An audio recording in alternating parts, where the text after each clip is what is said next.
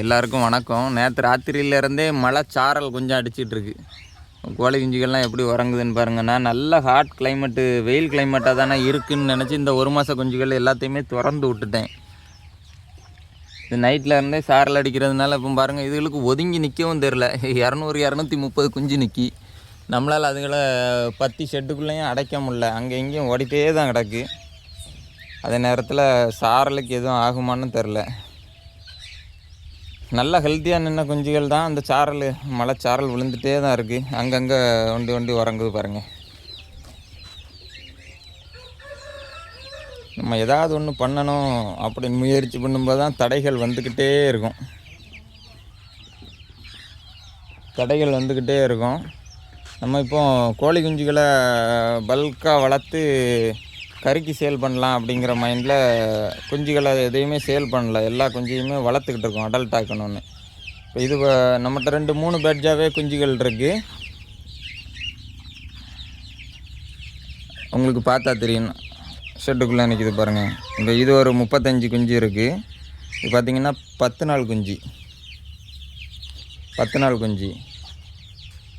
இப்போ இது அவ்வளோவுமே 30 நாள் குஞ்சு. 20 நாள் கேப்பில் குஞ்சு எடுத்து விட்டுக்கிட்டே இருக்கும். இது அவ்வளோவுமே 30 நாள் குஞ்சு. மழையில் நனையாமல் அடைச்சி தான் வச்சுருந்தேன். இன்றைக்கி ஒரு 3 நாளாக திறந்து விட்ருக்கேன். நல்ல வெயில் தானே, இனி ஒன்றும் பாதிக்காதுன்னு நினச்சி திறந்து விட்டேன். மழை பெஞ்சிட்டு, மழையில் நல்லா நனைஞ்சிட்டுனா குஞ்சு கஷ்டப்பட்டுரும். அதுக்கப்புறம் அதோட பெரிய குஞ்சுன்னு பார்த்திங்கன்னா இதெல்லாம் 50 நாள் குஞ்சு. நினைக்கிது பாருங்கள், வான்கோழிக்கு அந்த சைடு. இது ராயல் பாம் டர்க்கின்னு ஒன்று. இது பேராக வச்சுருந்தேன். நமக்கு வான்கோழி ஃபீமேலுக்கும் செட்டே ஆகாது. நம்மகிட்ட பெட்ட வான்கோழி ஒன்று, கினிக்கோழி ஒன்று. எப்போதுமே அதில் உள்ள பெண் என்ன பண்ணுன்னா, நமக்கு தோட்டங்கிறதுனால எங்கேயாவது காட்டில் போய் தான் முட்டை விடும். அது குஞ்சை கூட்டிகிட்டு வரும்னு நினச்சிட்ருப்போம். அதுக்குள்ளே அதை விருவு கீரி ஏதாவது பிடிச்சி சாப்பிட்றோம். அது உயிரோடையே திரும்பி வராது.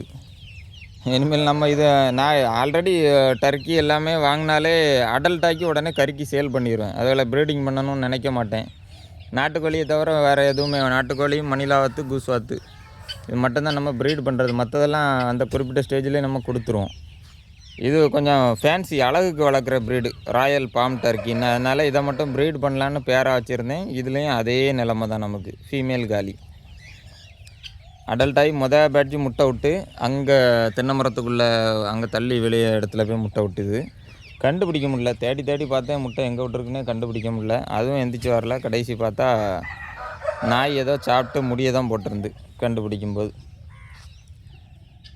அதே நேரத்தில் பண்ணையில் நிறையா புதுசாக டெவலப் பண்ணலான்னு வச்சுருந்தேன். இப்போது இது நம்மளோட சண்டைக்கோழி ப்ரீடிங் செட்டு தெரியும்.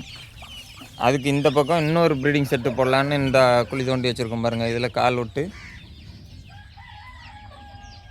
இந்த இடம் ஒரு 15x15 ஸ்கொயராக இந்த இடத்த ரெடி பண்ணி இங்கே அந்த ப்ரீடிங்கை மாற்றிடலான்னு நினச்சோம். ஏவியரி. அதுக்கப்புறம் நம்ம கொஞ்சம் ஆடுகள் இறக்கியிருக்கோம். நம்ம நண்பர் ஒருத்தர் ஒரு ஆடு கொடுத்தாருன்னு வீடியோ போட்டிருப்பேன், ஒரு கருப்பாடு. அது தொடர்ந்து நம்ம கொஞ்சம் கொடியாடுகள்லாம் வாங்கிட்டோம். அப்புறங்க நல்ல கொஞ்சம்லாம் உறங்குது. அதாவது என்ன கான்செப்ட்னால், இது வெளியே போய் தண்ணி குடித்தோன்னே உறங்க ஆரம்பிச்சிருது. தண்ணி குடிக்காத கொஞ்சம் சுறுசுறுப்பாகவே இருக்குது. தண்ணி வயிற்றுக்கு குடிச்சிட்டுனா குளிர் அந்த குஞ்சுகளுக்கு வந்துடுது.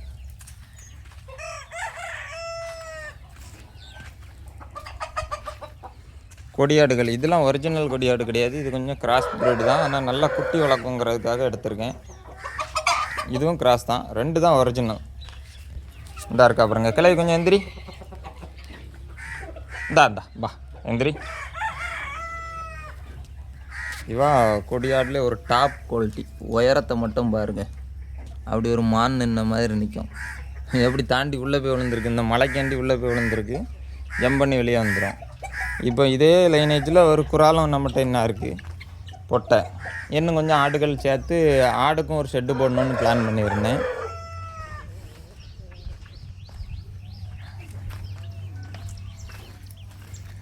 அது மட்டும் இல்லாமல் காலையில் மழை பெஞ்சால் எவ்வளோ பிரச்சனை வருது. காலையில் வரேன், ஒரு 5 நாய் இந்த சைடு கிடந்து நம்ம கோழி எவ்வளோத்தையும் போட்டு விரட்டிட்டு கிடக்கு. எதையும் பிடிச்சிட்டு போச்சான்னே தெரில. இயற்கை எதிரிகள்கிட்ட இருந்தால் நம்மளுக்கு பெரிய பாதிப்பே. கோழிகளை பிடிச்சிட்டு போயிடுது. வளர்க்குறவங்களும் நாய்களை கட்டி போட்டு வளர்க்க மாட்டேங்கிறாங்க. நம்ம நாய்களையும் விஷம் வச்சு காலி பண்ணிட்டானோ. இப்போ மற்ற நாய்கள் வர்றதை கட்டுப்படுத்த முடியல, வந்து கோழிகளை பிடிக்குது.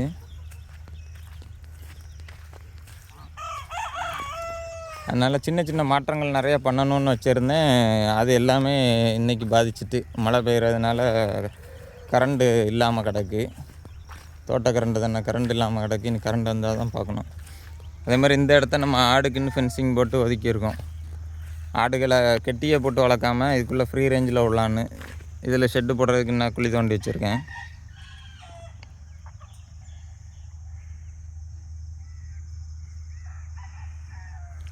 இதில் ஷெட்டை போட்டுட்டேன்னா ஷீட்டுன்னு இறக்கி வச்சுருக்கேன். ஷெட்டை போட்டோன்னா ஆடை அவ்வளோத்தையும் இதுக்குள்ளே ஃப்ரீயாக விட்டுடலாம்.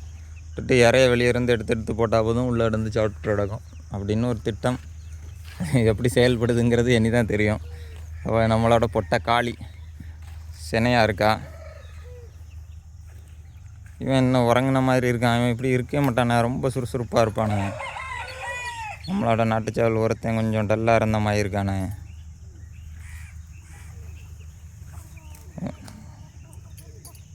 நைட்டு ஒரு இன்ஜெக்ஷனை அடித்து விடணும். ட்ரிபியூட் ஆக்சிடெட்ராசைக்ளின் ஒரு இன்ஜெக்ஷன் வச்சுருப்பேன். டல்லாக இருந்தாலும் நம்ம பார்த்து வச்சுக்கிட்டு நைட்டு அந்த இன்ஜெக்ஷன் அடிச்சு விட்டா அப்படி ரெக்கவர் ஆகிடுது. இது என்ன ஆயிருக்கும்னா, ஏதாவது சேவல்களில் அடி வாங்கியிருக்கோம், இல்லைன்னா குதிரை மீச்சிருக்கோம், மாடு காலுக்குள்ளே போய் மாட்டியிருக்கோம். அப்படி ஏதாவது ஒரு இதில் தான் டல்லாக இருக்கும். மற்றபடி நோய் வர்றதுக்கு வாய்ப்பு கிடையாது. கொஞ்சம் வெயில் அடிச்சுட்டு இந்த கோழி குஞ்சுகள் இன்னும் கொஞ்சம் சைஸு இன்னும் கொஞ்சம் பெருசாகிற வரைக்கும் நமக்கு மழை அடமழை பெய்யாமல் இருந்துச்சுன்னா இதில் தப்பிடும். பருந்து பார்த்தோன்னே அப்படி உஷாராக உள்ளே போயிட்டு வருங்க. சரி, இதான் இன்னையோட அப்டேட்டு. நம்ம பண்ணையில் இந்த விஷயங்களெல்லாம் செய்ய போகிறோன்னு சொல்லியிருக்கேன். அடுத்தது என்னெல்லாம் பண்ண போகிறோன்னு பார்ப்போம். டெவலப் ஆகி பெரிய ரேஞ்சில் போகிறோமா, இல்லைன்னா அப்படியே கவுந்து அடித்து கிடக்க போகிறோமான்னு. அதுக்காக தான் கோழி குஞ்சுகளையுமே சேல் பண்ணாமல் நிறைய குஞ்சு இப்போது வெளியே மட்டுமே ஒரு 250 குஞ்சு நிற்கும். இது போக நம்மகிட்ட அடுத்தது இன்குபேட்டரில் முட்டை இருக்குது, ப்ரூடிங் இருக்குது, ப்ரூடிங்கில் சிக்கு இருக்குது. எல்லாத்தையுமே நல்லபடியாக வளர்த்து எடுத்துட்டோன்னா மாதம் ஒரு 100 கோழி சேல் பண்ணாலே ஒரு நல்ல வருமானம் கிடைக்கும். இப்போ எங்கள் ஏரியாவில் கோழி கிலோ 500 ரேஞ்சில் எடுக்கிறாங்க. சேவலை 420 ரூபாய்க்கு எடுக்கிறாங்க. அப்படிங்கும்போது ஒரு சேவலே நார்மலாக 2 கிலோ 1.25 கிலோ வந்துடும். கோழி ஒரு 1.25 கிலோ 1.5 கிலோ வரும். எப்படியுமே ஒரு 800 ரேஞ்சில் போகிற மாதிரி வளர்ந்துடும். நான் இன்னும் 4 மாதம் பல்ல கடிச்சு ஜம்முன்னு இருக்கணும். 4 மாதத்துக்கு பிறகு வருமானம் எடுக்க ஆரம்பிச்சிடலாம். நன்றி இவ்வளோ நேரம் பேச்சை கேட்டதுக்கு. இதே மாதிரி பண்ணால் டெவலப் ஆகுமா எப்படின்னு தெரியல. ஏன்னா நம்மகிட்ட இயற்கை எதிரிகள் அதிகம். குஞ்சுகள் சாகாமல், குஞ்சுகள் நோயில் சாகாது, வேறு எதுவும் வேட்டை மிருகம் பிடிச்சி சாகாமல் தப்பிச்சிட்டுனாலே நல்ல இன்கம் எடுத்துடலாம். மாதம் ஒரு 1 லட்ச ரூபா ரேஞ்சில் எடுக்கலாங்கிற பிளானில் இதை பண்ணிகிட்ருக்கேன்.